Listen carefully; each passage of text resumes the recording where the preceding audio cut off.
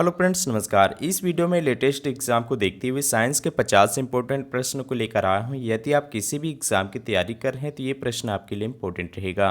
तो चलिए आज का प्रश्न शुरू करते हैं। आज का पहला प्रश्न है कि जहां कैरोटीन से विटामिन ए का संश्लेषण होता है उसे क्या कहते हैं। आंसर है ऑप्शन डी, यकृत। इंपॉर्टेंट रहेगा आपकी एग्जाम के लिए। और फ्रेंड्स, अगर इनमें से किसी का भी आंसर आपको पता है तो आप हमें कमेंट बॉक्स में लिख सकते हैं। अगला प्रश्न है कि निम्न में से कौन सा सूक्ष्म आहार पौधों के विकास और स्वास्थ्य के लिए आवश्यक नहीं है। आंसर है option A B, iodine. Iodine का प्रयोग पौधों के विकास या फिर उसके स्वास्थ्य के लिए इसका इस्तेमाल नहीं किया जाता है। अगला प्रश्न है कि प्रोटीन के जल अपघटन बंधों को क्या कहते हैं। आंसर है ऑप्शन ए, पेप्टाइड। प्रोटीन के जल अपघटन के बंधों को पेप्टाइड कहते हैं। इंपॉर्टेंट है आपके एग्जाम के लिए। अगला प्रश्न है कि किस खाद्यान्न के अधिक खाने से पेलाग्रा नामक रोग होता है। आंसर है ऑप्शन ए, ज्वार। ज्वार का अत्यधिक सेवन करने से शरीर में पेलाग्रा नामक रोग उत्पन्न होता है। इंपॉर्टेंट रहेगा ये भी प्रश्न आपके एग्जाम के लिए।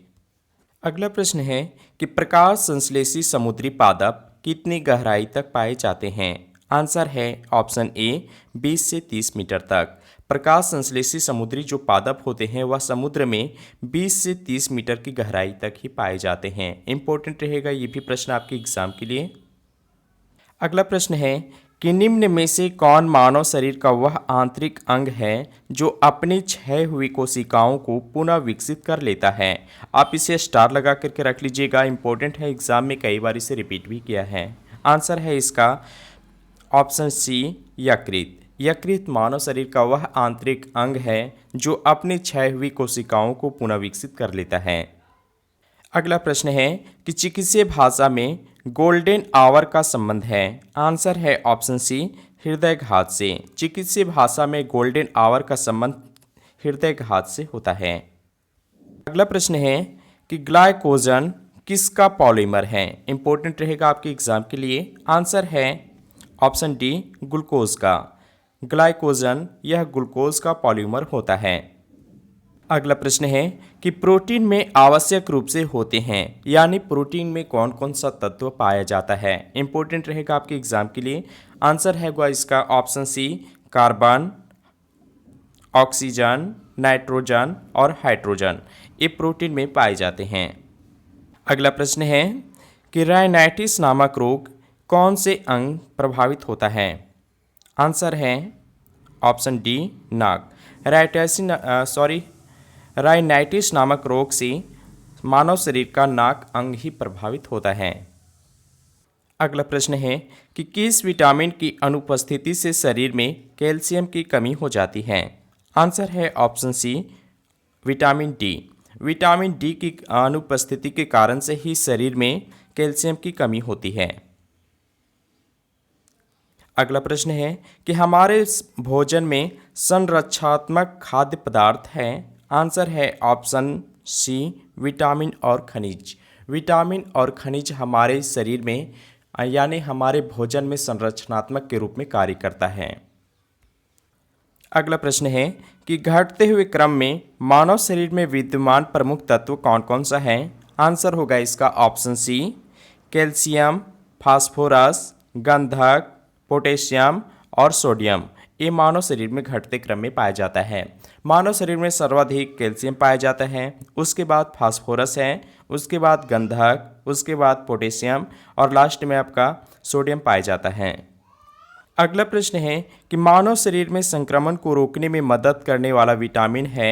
आंसर है option A, vitamin A. Vitamin A मानव शरीर में संक्रमण को रोकने में मदद करता है। अगला प्रश्न है कि निम्नलिखित में से किन्हें जुड़वा खनिज कहा जाता है। आंसर है ऑप्शन सी, सीसा और जस्ता को। सीसा और जस्ता को जुड़वा खनिज कहा जाता है।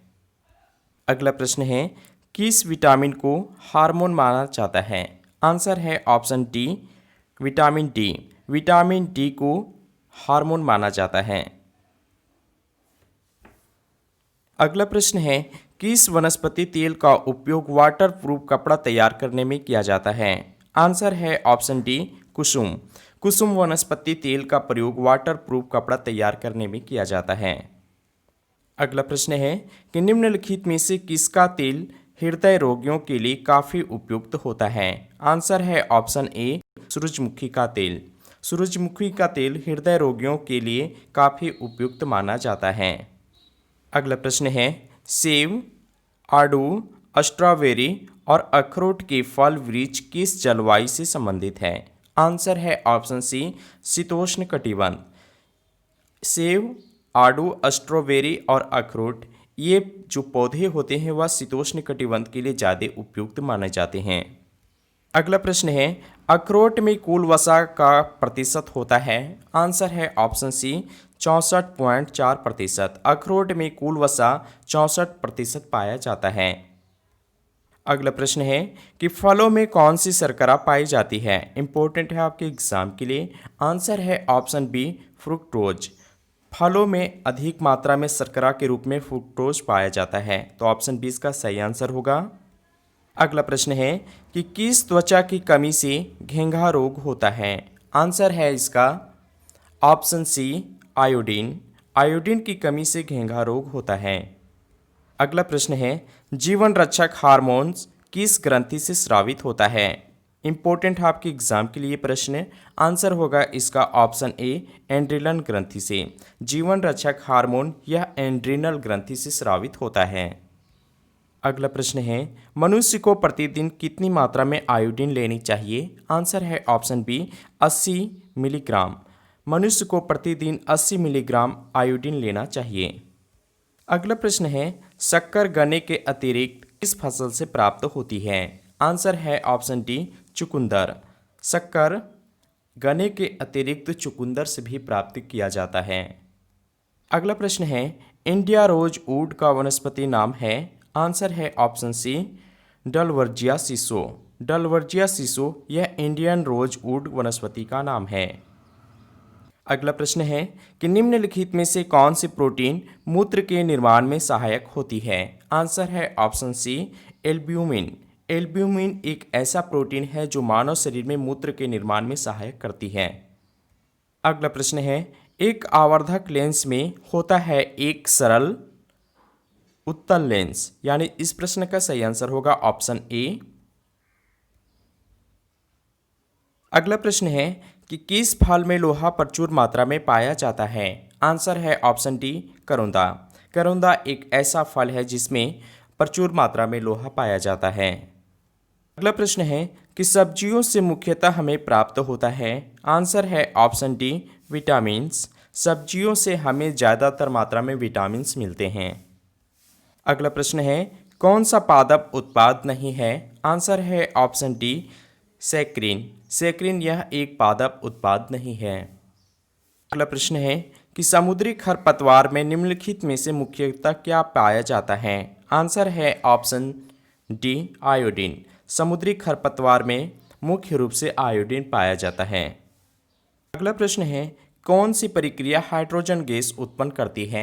आंसर है ऑप्शन ए जल का विद्युत अपघटन। जल का विद्युत अपघटन यह हाइड्रोजन गैस उत्पन्न करती है। अगला प्रश्न है लैक्टोज की सर्वाधिक प्रतिशत मात्रा किसके दूध में होती है।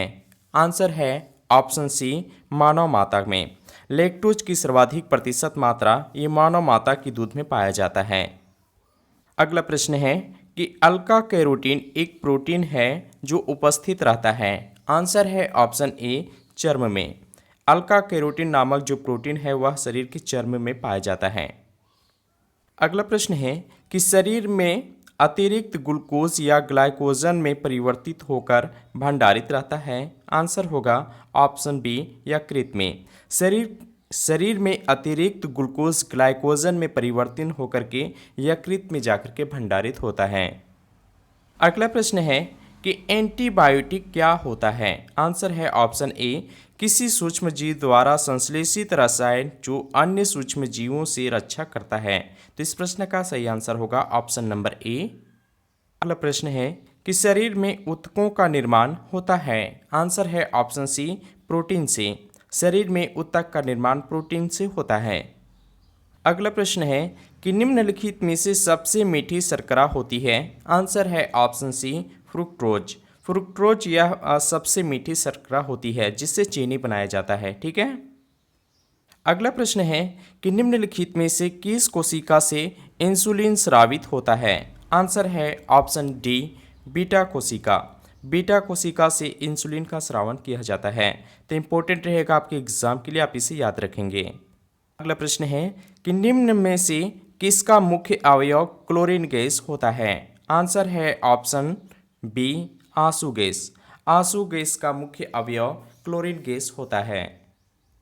अगला प्रश्न है कि निम्नलिखित में से कौन सा विटामिन एवं उसकी कमी वाला रोग सुलेमित नहीं है। तो देखिए यहाँ पे इसका सही आंसर होगा ऑप्शन बी नियासिन पेलाग्रा। ठीक है।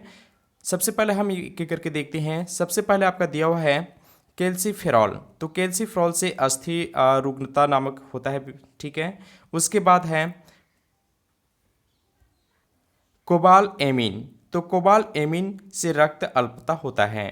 अगला है आपका राइबोफ्लेविन। इससे बेरी नामक रोग होता है। तो इसलिए इस प्रश्न का सही आंसर होगा ऑप्शन बी नियमित ये पेलाग्रा। इससे यह सुलेमित नहीं है। अगला प्रश्न है कि निम्नलिखित में से कृत्रिम बहुलक किसे कहते हैं। इंपॉर्टेंट है आपके एग्जाम के लिए। आंसर है ऑप्शन सी पॉलीस्ट्रीन। पॉलीस्ट्रीन को कृत्रिम बहुलक कहते हैं। अगला प्रश्न है क्यूनिन निम्न में से किसकी छाल से प्राप्त की जाती है।